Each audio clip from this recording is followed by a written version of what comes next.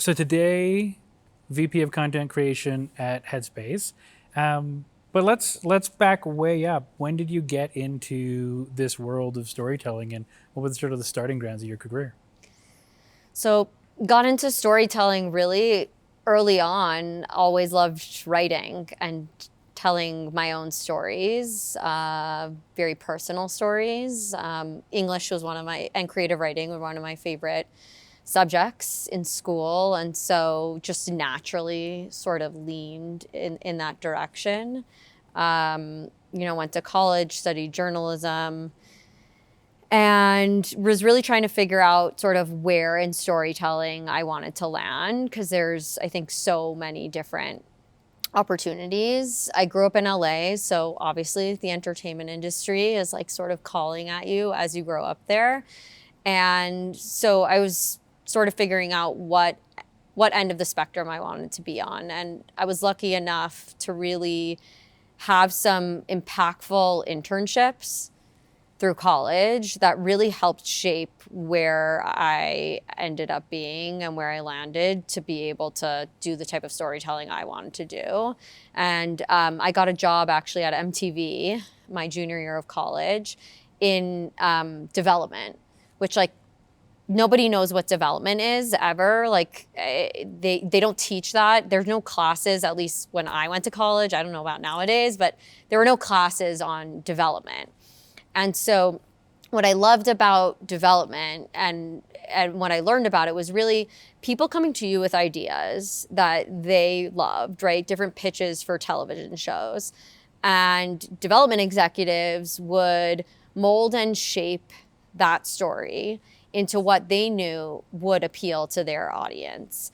And there was something I really loved about being able to give notes on something to help craft it for a specific audience, almost more than like ideating from the get-go myself, but really having a demographic in mind that we knew a lot about, right? And knew exactly what they were looking for, and being able to craft an idea and bring it all the way to fruition every step of the way, and that my notes could help enhance the end product. And so that's really, I think, like where I realized like this is the type of storytelling that I wanted to do. And so that started my path as a development executive in television. When you were doing your degree in journalism and doing these internships in development and then getting this job, what were the skills from that degree and from those classes that you were using? We talked about this a little bit before we started rolling, but you decided pretty early you weren't going to go into journalism, but you stuck with the degree. So what were the skills you were learning and developing that you were bringing forward into this career at MTV you were starting? Such a good question. I wish I could I'll get to some of the tangible skills, but I think a lot of what I experienced were sort of the intangibles, a little bit of like what people I think often refer to as like your gut instinct, right? You can teach a lot, right? You can teach the elements of a good story or what you need, right? Like, hey, having a celebrity, that's always gonna help, right? Bring eyeballs to the table. Or conflict, where I was at the time, right? Conflict and drama and like being sort of like loud and salacious in your storytelling was something that was gonna garner eyeballs. But the part to me that was not really teachable was the sort of like instinctually what feels right, right? If you're gonna decide, hey, I don't like that music cue in this scene, it's not really helping to elevate the emotion. What if we try this one? Or hey, instead of ending here, let's let the dialogue open up a little bit and end in a much more maybe emotional way or a more comedic way. That to me is something that I think is a little bit harder to teach. And I do think that that was like a skill set I found myself very early on without my own knowledge, but like being told by people that I was working for of like, oh, you have the right instincts to be able to do this job. I think obviously in college, you know, you're learning sort of the craft of just, you know, what it takes to tell a good story, and how to keep people engaged, and character development. But to me, the part that really differentiates you is sort of what are, because everyone can learn those skills. It's like, what are sort of those instinctual changes that you're going to ask for that maybe somebody else wouldn't. What were some of the things you were finding as you were developing these things for MTV? Like, what were the kinds of shows you were working on, and what were the kind of things you would bring to somebody's idea to sort of go like, oh yeah, this is ready for broadcast? Yeah, so I mean, part of my job there was hearing pitches. So all day, every day, right? Like getting tons of different ideas in the door as to like what could be the next sort of hit show on MTV. You know, most of that job is like 90% passing. And I think, you know, that was much earlier on in my career, where, you know, it's sort of the idea of like, who are you pitching to? Are you pitching to the highest person in the room who gets to be the decision maker? And it was earlier on in my career, I wasn't a decision maker. I had to really shepherd those projects through that I believed in, to be able to get them, you know, greenlit, and developed at the network. And so, yeah, I mean, I would say like I really worked hard to bring the projects that I felt had the elements of what we were looking for. You know, we had very sort of clear mandates at the time. It's always like, what's on the bucket list, you know, or like, what's the mandate today? And it's always changing, as a lot of people in entertainment know. And so for us, we really had a pretty clear mandate as to the projects we were looking for. And so every time someone would come in and pitch, it was really about, okay, do these stories have those elements? And if they didn't, you know, we passed. And if they did, it was really bringing those from, you know, developing them out into pilots that would go to like a big green light screening, and then deciding which of those would move forward in series. But I would say like I worked on everything from 16 and Pregnant and Teen Mom, which like, you know, are still oddly on the network. I have feelings about that, but in general, at the time, it was my first taste of storytelling that felt impactful, because those shows were really credited with helping to lower the rate of teenage pregnancy. And so, right, there are lots of shows that MTV is known for, and lots of things I would say, like ways that they broke the mold. But to me, to be able to work on two projects that really helped drive huge change in our world and help educate teens about having safe sex was like such impactful piece of my career. And then, I mean, with some of the other shows, you know, I got to work on Real World, which was so cool because I grew up watching it and never would have imagined working on it. But I think with those shows that are all sort of very based in like reality storytelling, it was really about, because you were filming everything, right? So it was about how could we showcase a story? How could we tell these personal stories that our audience could really sink their teeth into and want to come back week to week to watch? So, you know, giving notes on everything from literally, like I said earlier, of like where we were ending the scene, what music, you know, was the music being used totally dragging down the energy because we were in a scene that felt more serious. So it's notes on everything, like, you know, there. And then even with paper outlines, because sometimes, right, we know where with some of these stories, whether it was casting the people, right, for Real World, like I was very involved in who was going to actually be on the show and working with our production company to figure that out. It was like, okay, who do we think is going to help us to be able to tell the best stories? Do we have a diverse cast? Is there a piece of everyone sort of that like the audience could see themselves in, or an aspect of something that they could relate to? And so it's really taking all of that into account when developing those shows. And so, how did that part of your career develop? Like, how long did you spend in reality TV, and how did you progress, and how did your storytelling progress as you sort of navigated that world? So I was at MTV for like just about over 6 years, and then I went over to NBC Universal. I worked over at USA and Sci-Fi, and I think for me it was really important. For MTV, I felt like I was programming to myself. I was the viewer, but could I actually go to a network that I was not the audience at all? In fact, I knew very little. Like, yes, I was a huge fan of The Fifth Element, but I wouldn't say I'm like the biggest sci-fi fan. But could I program to that audience? I thought that that was a way for myself, like for me to be really challenged in crafting stories. Could I craft stories for someone who maybe I can't like completely relate to, or in subjects I'm not necessarily the most interested in? And so I went there for 3 years and was able to work on a handful of shows that I really enjoyed. And I would say like I was able to grow there too in terms of my skill set and really leading projects and becoming much more of going from like, I left MTV, I was a manager. I was more of like, growing into sort of those senior executive positions.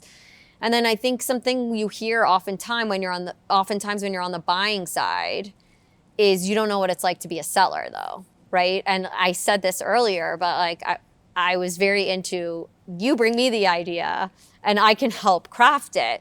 Well, coming up with the idea is really difficult, right? And good ideas.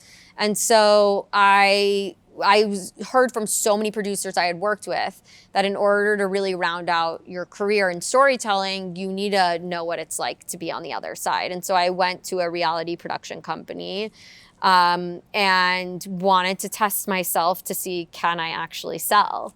Right? Very easy to give notes. I don't want to diminish the role, but I'm saying it's one thing to give notes, and it's a whole other bag to actually come up with something and develop it and then go pitch it to buyers and see if someone will buy it. And I was there for about 1.5 years and luckily did sell a show. So that was really exciting. And it was, I was able to really prove to myself that I had that skill set. And then honestly, after that, did some like soul searching about where I wanted to be. This was right around the time of COVID. And I looked back on my entertainment career, and I think there are a lot of things about working in entertainment that I loved. And there are a lot of things as a mom, as a wife, as like someone who really wanted to take care of honestly my own mental well-being, that I felt in the entertainment world and the culture that sort of breeds from it was difficult. It was at that time, it was very much like you don't answer an email in 2 minutes, like what's happening, or you don't really have weekends, or you're working really late hours. I remember when my first son was born, I was like barely home to put him to sleep. And it was just, sort of a reassessing of like, where do I want to be and how do I want to be spending my time? But knowing that I did love the art of storytelling. And that's where Headspace came in. I had a boss who was actually my first boss at MTV. So this is just like a funny story how it all works out. But she was my first boss when I was an intern at MTV. And she was working as at the time, basically leading the charge for all of the off-platform content at Headspace. And she needed someone to help her cover someone that was going on maternity leave. And I was like, well, what about me? And she's like, really? Would you be interested in the job? I was like, yeah. I mean, obviously I want to hear more about it, but to me, it checked a number of boxes. I think also with COVID, there are so many businesses that were sinking and some were swimming, and it was like, what's happening here? And seeing a lot of tech succeeding at the time. and wanting to try something new and innovative, and also the idea that I could work for a company that really cared about people's mental well-being. The mission at the time was improve the health and happiness of the world. A mission. I was like, who isn't behind this? And it was an area where I could really use my skill set of what I learned from being on both the selling side of entertainment and the buying side, in helping pitch our ideas that were very on brand for Headspace, but to these streamers and to the networks, and see if we could sort of break the mold in how we were showing up, meeting people where they were, with stories that could, hopefully destigmatize conversations around mental health and meditation and all that. But so that's really how I ended up at Headspace. And luckily, my boss at the time got elevated. And so it was something that went from a temp role and ended up expanding, where I was overseeing not just like our TV and film projects off platform, but also podcasts. And then up till now, where now I oversee all the content in the product as well, in addition to all of the off-platform projects that we do. So very, very grateful for where I've been led. And I don't think I could do the job today without all of that prior experience. The transition from like reality television, super high conflict, lots of drama, to Headspace, which is like the most, relaxing place you can try to find on the internet, doesn't seem obvious. But what were some of the things like when you were looking at Headspace as, oh, maybe this is where I want to go? What were some of the things about like the storytelling possibilities that you were like, oh, I could use these pieces and help them here? Yeah, I mean, I think that people know they should take care of themselves, but don't want to, and or want to, but there's so much that stands in the way, right? Forming a healthy habit's like one of the hardest things. And to me, it was like, if I could use my storytelling skills to get people actually interested, to understand also the like scientific benefits, right? This isn't, which was an important piece for me. This isn't like, oh, it's trendy, it's cool. No. There's science here. Like literally every study shows that if you meditate, like you will be less reactive, you will feel calmer, you will, right, feel happier, and more like be able to be aware of your emotions and understand how to manage them, which like who doesn't need to do that better? I don't know. I mean, there are people I've met who like have a real good vibe on that, but I personally was like, I need that, and I don't do it. And I think I would benefit from this. And so I think utilizing the skills of understanding like how to get people engaged in content like that, even starting from like the earliest age as like a child, right? Like how do you get kids interested? All the way to literally like people who are dealing with aging, or elder care, right? Like the full sort of spectrum. And how do you get them to engage with something that could be really beneficial to their daily lives, and sort of that like mental strength training. So yeah, I mean, I utilized all of those skills from early on in all the content that we were making, to be able to get people to actually click and stay and return in the product. What's a good story for Headspace? Like, because I feel like Yeah. for reality, you kind of pick a theme and you can chase that. For Headspace, it doesn't have some of the things you would sort of normally put with a story, even though all of those elements are obviously there and rich.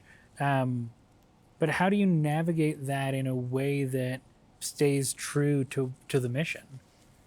Good stories at Headspace are personal, really, really personal. I think understanding that we're all human beings. We all make mistakes. We all have ranges of emotions. It's normal. Like normalizing that stuff through real real human stories. We do it a lot with our like mindfulness and meditation teachers, and now we're doing it with our mental health coaches and our therapists and psychiatrists. But right, like everyone always thinks like you're an expert, so you must just be like good all the time.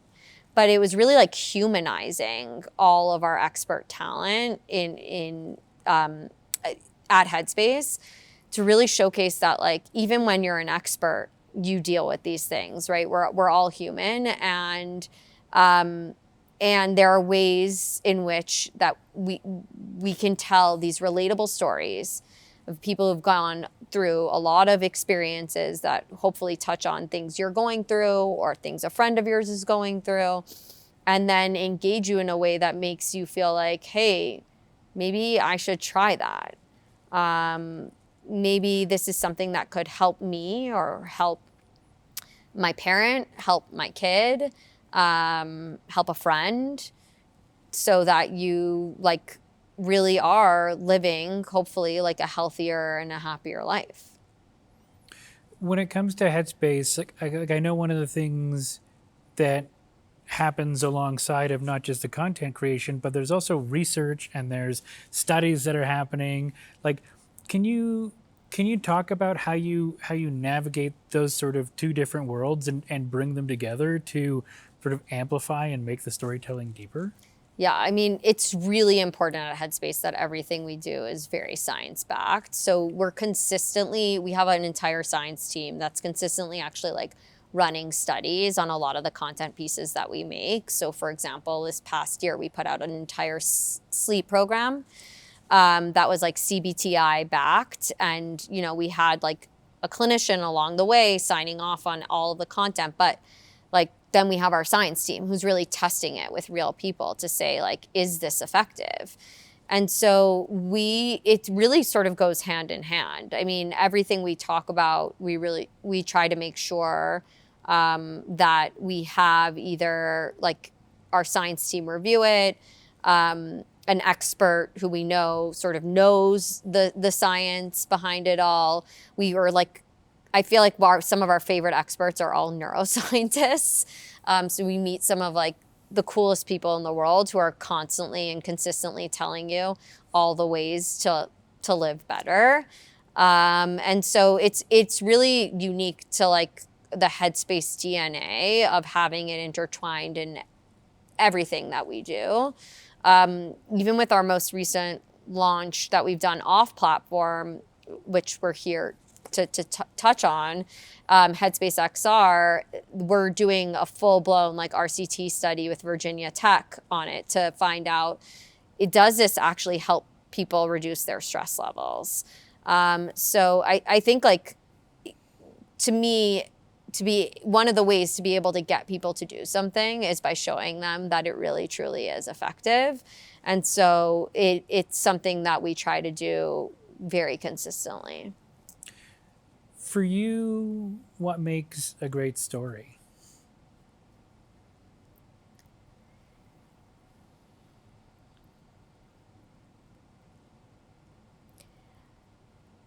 For me, raw, real human emotion makes a good story. I think when someone is willing to be open and share a piece of them to be able to help others, that's a great story. It's probably one of my favorite stories to tell, is when someone's willing to actually like put it all out there for the good of like the audience and who it can affect. Because a lot of what we talk about, like, while it can be, listen, like there's spectrum of emotions, right? There's happy and joyful and excited, and there's plenty of time to be able to spend on that. But there's also trauma and sadness and right, the challenges that come with life. And I think, again, like there are things we don't talk about. So when someone is willing to put it out there, to talk about it in hopes of normalizing it, to me, that is incredible storytelling, because I don't think we tell enough of those stories. I feel like you have a luxury with the brand being Headspace and having such a purposeful mission, but being here and being around a space that has a lot of brands, from your perspective, what responsibility does a brand have in its storytelling? I think it's pretty significant, I mean, I think there's a reason that the brand's investing in storytelling at all. And they know who they are first and foremost. And so I think it's incredibly important to have the brand involved in terms of making sure that they feel like the messaging and the brand itself, regardless of if it's prominent or not in the storytelling, because we've seen a lot of things at Elevate where, there are examples where you won't even see a brand name, but a brand will be heavily involved. And it's like, are the brand's ethos there? And when you find out that that brand is involved, right, what does that tell you about the brand? Because I think, like, regardless of whether or not it's branded, it will always come back to the brand that's associated with it. And so it needs to really be reflective of their mission, their ethos, their values. So I think it's incredibly important that the brands are, involved in that storytelling. I do think it's important for brands to recognize when they're storytellers themselves and when they're not, and to partner with the right people when they don't feel like they're the right storytellers or don't have those in-house teams, to be able to, go out to a creative agency or a production company that's very skilled in the type of story they want to be telling, and, partner with the best in order to execute on that mission. Coming from reality TV, working at building out these sort of different content pieces of Headspace and sort of getting an understanding with them. You've played in streaming. You have the in-app content as well. What are the pieces that you're really proud of, and what are the pieces you're really excited to take into the future? The pieces I'm really proud of are really the opportunities I think that I've had specifically at Headspace that I wouldn't have gotten anywhere else, and wouldn't have necessarily even knew that these types of opportunities could come my way. One of which was being able to actually make a show my kids could watch, in the Mindful Adventures of Unicorn Island, which was just like so incredible that, at the time, YouTube and Lily Singh's production company, who we teamed up with, were super excited about making a show that could teach kids through narrative, right, mindfulness tools. And to me, having built my career in a bunch of shows I would never want my kids to watch with me, maybe, once they're older, but then to be able to sit down and watch something that I worked on, and that they could sit beside me and really learn from and love and want to watch more of, was a huge reward. I think the other piece is being at a brand like Headspace, you just get a lot of incredible opportunities. People come to us wanting to work with us and wanting to bring our brand to life in such a variety of ways. Most recently, as I touched on, doing Headspace XR with Meta, I think that to me was a really incredible opportunity that I don't think I would have gotten if I would have stayed at a traditional production company or just been at a streamer. But being able to think creatively around how do you bring your brand into the world of XR and VR, and the fact that a company like Meta cared enough about the mental well-being of the people on the platform to want to bring us into people's headsets. And so I think those are some of the things I'm most proud of being able to show up in spaces that I don't think I would have been able to tell stories on if I would have just stayed in sort of traditional entertainment, that I've actually gotten the ability to do today. Amazing. Okay, before I let you go, Yeah. I've got 5 rapid fire questions. I learned last time some of these are not as rapid as I would have thought. So we'll give them a shot. Okay. What is a story, can be fiction or nonfiction, that had an impact on your life and why?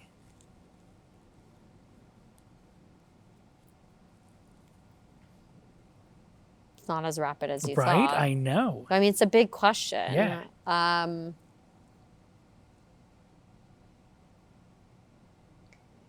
Okay, I'm just gonna say it. Charlie and the Chocolate Factory by Roald Dahl. Yeah. Because I sat with my oldest son, who's almost 10, reading that book, and I never read it as a kid.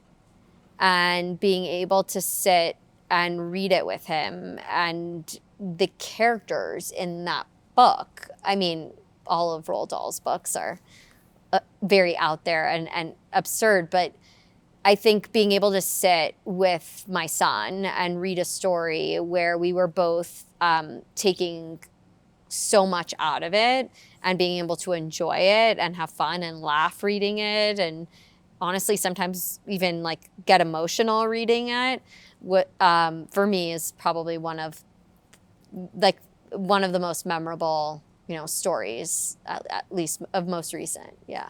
Amazing. What's one film you think everyone should watch?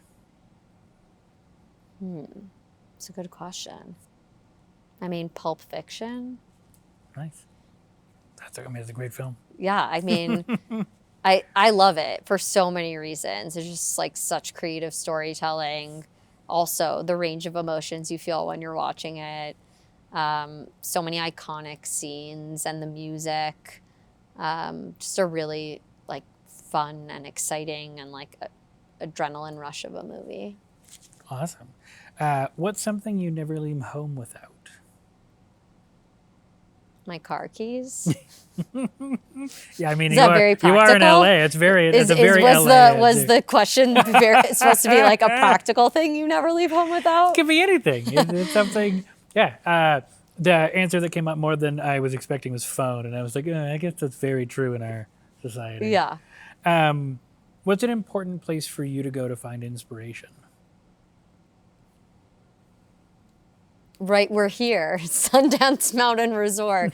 But no, I mean like hiking, outdoors. I love going outside, whether it's like Joshua Tree or Sedona, which I've been to recently a couple of times. I love being outdoors, walking, hiking to gain inspiration. Amazing. Last question. What do you think is the most important skill for a storyteller to develop?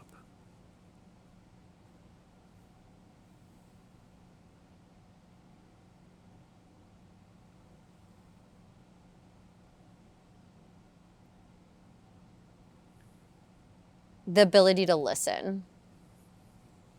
Yeah, I think that sometimes as a storyteller, you want to tell the story you want to tell, but oftentimes your subject or the story is moving in a different direction. And I think being able to listen truly, right, that skill of listening and going where the story is telling you to go rather than where you necessarily want it to go is really important skill set to have. And you might not know what's on the other end and what you're going to find, and it's not that perfect bow you might have been hoping for, but I do believe that there's always like magic on the other end when you stick to someone else's truth. Amazing. Thank you so much for doing this. Thank you for having me. This was so fun. Awesome. Thanks.